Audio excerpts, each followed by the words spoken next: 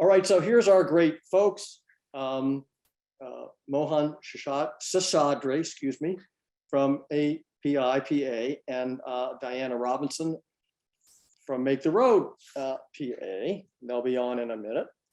And just to get back to what we're asking you folks today is that for these two groups, that we're going to want to raise $160,000 total, and we'll be putting a link for Act Blue in the chat for you to click on, hopefully. And we really hope you'll support their great work to win in Pennsylvania. So I saw that Mohan was on the call earlier, so I'm just going to turn it over to you, Mohan. Over. Thanks so much, Jim. Hey, folks, can you hear me okay? Perfect. Really glad to hear that. First of all, just want to say thank you so much for providing us this space and for that great lead up. And also, we just finished our Pennsylvania primary and we're still in Asian Pacific American Heritage Month. So if I just fall asleep on this call, really sorry. It's May is always a bit of a sprint for our organization.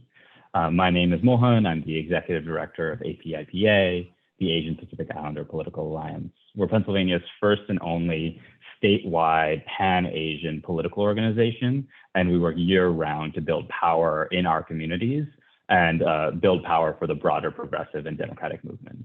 And we specifically were built on top of and by two Asian American community organizations in the Philadelphia area, Asian Americans United, which has spent the last 35 or 40 years advocating and for and organizing the Chinese community in Philadelphia's Chinatown, especially against predatory developers and displacement, for environmental justice, for access to education and language access in our public schools, and against the targeted deportation of our community members.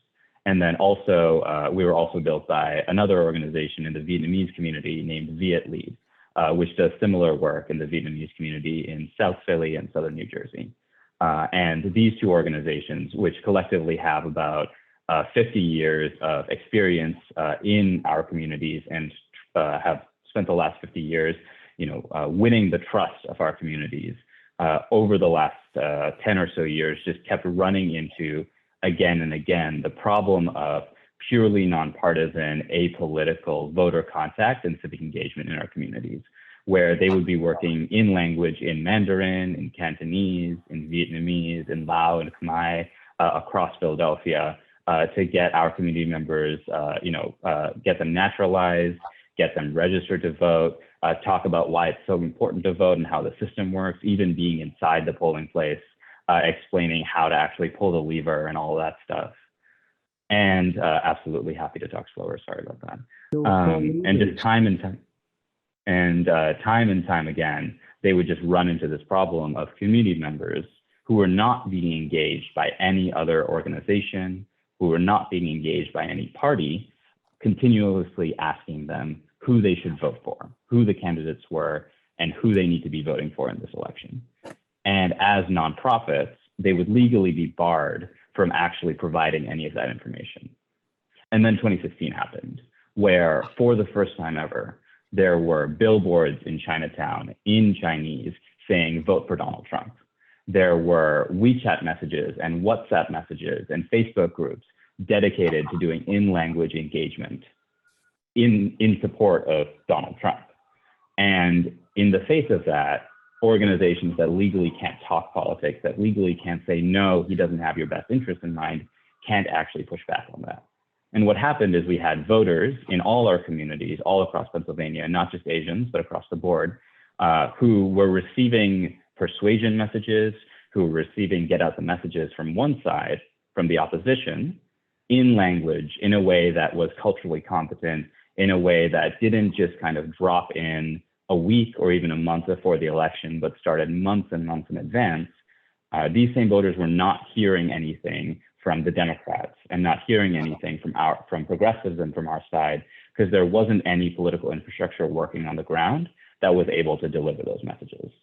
And so we spent the last bunch of years pulling together the pieces that became APIPA, our first ever statewide Asian American political organization, to fix that gap and to be the organization that could reach out to our voters year round, that could build base and build trust in our communities, so that when it came time to go to our communities and say, these are the candidates who have your best interest in mind. These are the candidates who are going to listen to your communities and fight for your communities.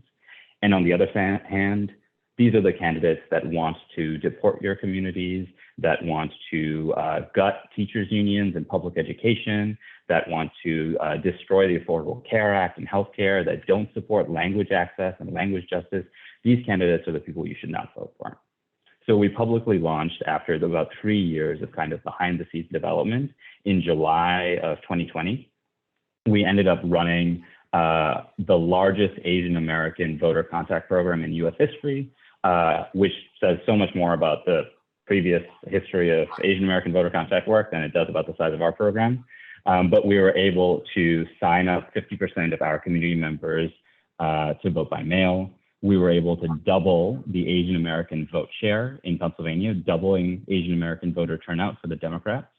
And that doubling was half of President Biden's margin of victory in Pennsylvania. And so we spent the last 2 years building off of that success, building off the 1,400 Asian Americans we recruited to volunteer for our phone banking and text banking and organizing across the state, and getting ready for the 2022 election, because we know that this year is yet another do or die all on the line election for our communities, where if we lose the governor's mansion, Pennsylvania will become a right to work state. On day one, the Republican will ban abortion at the state level, regardless of what happens in the next couple of weeks at the Supreme Court. And they will slowly dismantle any and all access to democracy our communities have and any other voters in Pennsylvania have who aren't willing to vote for Republicans. That's the threat. The opportunity is that if we can pick up enough seats in the state House and the state Senate this year, if we can, through Pennsylvania, elect a US Senator to replace Pat Toomey, who actually can represent our values and stand with our communities, if we make sure that through races like Susan Wild in the 7th Congressional District, through the 8th Congressional District, as well as boosting the Asian American vote in the 1st Congressional District in Bucks County and the 10th Congressional District in the Harrisburg suburbs, we can actually stave off not just the threat of all of this happening in Pennsylvania this year, but also ensure that we are in a sufficiently strong position to make sure that we keep the White House blue in 2024. Because if we don't do that, what is coming down the pike in 2023 is the Republicans sending a constitutional amendment on voter ID to the ballot. If we lose the voter ID fight, it will destroy the voting power in communities of color and immigrant communities, and there goes our chance of winning in 2024. So in order to make sure that that happens, in order to make sure that we replicate our historic success in 2020 and continue doubling Asian American voter turnout, we're building a program that's going to make millions of calls this year. It's going to knock hundreds of thousands of doors. It's going to organize year round, as well as sending as many flights of mail, running digital ads, organizing in these ethnic specific social media echo chambers like WhatsApp, WeChat, Kakao Talk, Viber, and Line. And it's going to do all of that in 15 different languages, because 78% of Asians in Pennsylvania speak a language other than English at home. And what we found through years and years of doing this work is that, yes, we're able to have basic conversations about voting with our communities, but when it comes to actually long-term growth and persuasive conversations about the issues, persuasive conversations that actually get folks fired up to vote and tell them, and explain who they should actually be voting for, our people are so much more comfortable having those conversations in the language that they grew up on, in the language they speak to their families in. And that's why we work in 15 different languages. So happy to answer any and all questions. But again, thank you so much for providing us this platform. I'm really excited to work with you and throw down with you this year to make sure that we keep Pennsylvania blue at every level of the ballot. Great. Okay, thanks, Mohan. Now we're going to shift to my lovely sister, Mary, who has some words for us. My name's Mary Pence, and I am going to share my screen. And I just want to reiterate that in just a moment, we're going to be hearing from Diana Robinson. But first, I want to talk to you about hope. And I'm borrowing extensively from a May 20th opinion piece by Robert Cutter, which ran in the New York Times. Mr. Cutter is of the view that the midterm jinx is not inevitable. And he makes 6 points. First, that the standard political wisdom may not be a good guide to the outcome of the midterms in 2022. Secondly, that the former president is just as likely to divide Republicans as he is to energize them. And even if the former president's lunacy doesn't wake up Democrats, abortion being banned in half the country will. Democrats are going to be more competitive in November of 2022 because women will be galvanized. And not just Democratic women, but independent and Republican women as well. There are relatively few swing voters these days, but there are dozens of swing districts. And how they swing is going to depend heavily on turnout. And that's why we are here tonight raising money for these two amazing grassroots groups who have the ability, as you just heard, to connect with, in language, and turn out unique groups of voters not easily reached and motivated by other means. So now that I've given you hope for November, I want to connect that hope with generosity. With that hope firmly fixed in your mind, I am asking the following question of each of you on this call. Will you take action to make a difference in these midterm elections at this inflection point in the history of our democracy? For my husband, Dan, and for me, that action has been contributing $4,000 to API PA and $4,000 to make the road. Their organizers will connect with these unique voters in a way that we are unable to do. We need only contribute some of our money. Each of you will give at your own level, at the level you feel you can. I ask only that you give at a level that honors your belief in and commitment to the challenge of this time, which is no less than saving our democracy. Thank you. Thank you, Mary. So now we'll turn it over to Diana.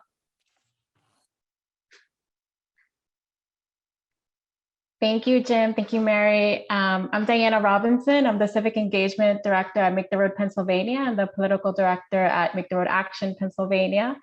We are a community organization in Pennsylvania. We have organizing centers in Allentown, Reading, and Northeast Philadelphia. And we're looking to expand to Luzerne County, Hazleton. The majority of our members are Latino from Central America, South America, and Mexico, and other countries in the Caribbean. And we have about 10,000 members across the state. And really our work focuses on a lot of what Mohan shared is how do we ensure that our communities have access to the ballot, understand how to vote, where to vote, and when to vote, and have the information they need to make the decisions that they need to make when they get to the ballot.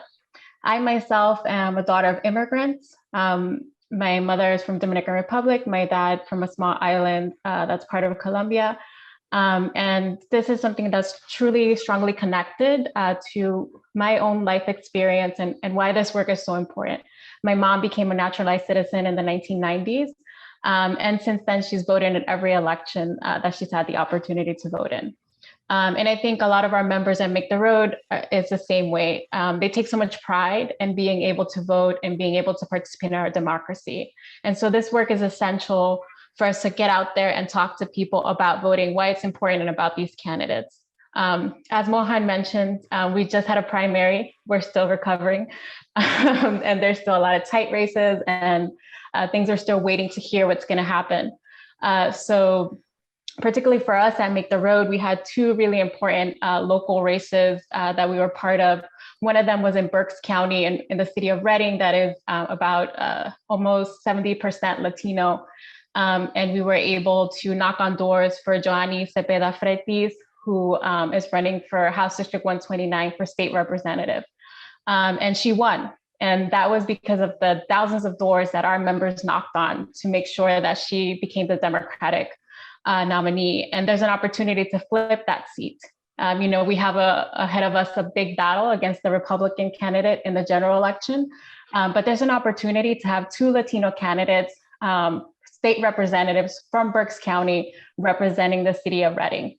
So it's a historic moment for Berks County, for Pennsylvania, but also for our organization that started in 2014 and has invested time and resources and efforts into ensuring that we're electing representatives that represent our community, our values, and our progressives that are going to fight for our communities.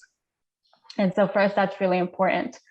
Similarly, in Senate District 14 in Lehigh County, we have the opportunity to also potentially have a Democrat elected to that seat, Tara Zurinsky. That's the candidate we endorsed in that race, but that's a race that's also being watched right now. It's about 100 vote difference between her and the other Democratic candidate. And some of you may have seen that recently the court decided in the state of Pennsylvania that mail-in ballots that did not have dates would be counted. So there's a lot going on in Pennsylvania. And so for us, we're invested in talking to our communities. As Mohan said, we are the most trusted messengers to knock on doors, to talk to other community members about the importance of going out and voting for candidates that are going to fight for our communities. Oftentimes, our communities are an afterthought. No one's thinking about persuading them. Nobody's thinking about that they need to get this information. And so someone's at their door 2 weeks before an election to tell them to go out and vote. And then people don't feel they have the information to do so. They don't feel confident in going out to vote. And so that's why it's so important for us to be able to knock on doors, get out early, educate people about the candidates and why these elections are so important. And that's what we have been doing. And I think something that is a misconception is thinking that, the block of Latino voters are a monolith, that they all have share the same values and have the same ideas. And that's not true. And they need to be persuaded as well. And I would advocate that they are potential swing voters because the Republican Party is actively trying to swing them to be Republicans. And we've seen the rise of Latino men voting Republican. So we have a lot of work to do, and we need to do that work. Talk to our communities, be trusted messengers, have those conversations where people have the information they need. We have the facts and the track record to show communities like, hey, these candidates and this party has done this. They've been able to support us in these ways, and this party has not. So I think sticking to the facts and being able to talk to our communities about that is important. But one of the key things, and as an organizer, something you learn early on, is that you have to listen to community members to hear what are the issues that are important to them and what is it that's going to move them. So again, I emphasize this is why it's so important for us to have these conversations with our community members to give them the information they need to make informed decisions. In addition to that, I think something that's really important to us is ensuring that we're also sharing all the information that's needed for people to actively engage in our democracy. We're actively defending voting rights, ensuring that we have vote by mail, ensuring that people can drop off ballots at drop boxes, and that continues to be a fight that we have to continue having. So a lot is at stake, but like Mary said, there is hope. I think there's opportunities for us to come together and really challenge this system that is often trying to oppress us. And there's a great opportunity to really galvanize and really support and give the tools that are needed for people of color across Pennsylvania, which currently make up almost 28% of the population in the state, which has grown significantly. And especially the Latino community across the state of Pennsylvania has grown significantly. So they're an important block of voters that we need to be talking to, that we need to be persuading. And our goal for this year, where we want to knock on 450,000 doors, we want to make 300,000 calls, and we want to send at least 250,000 texts to voters to get them out to vote.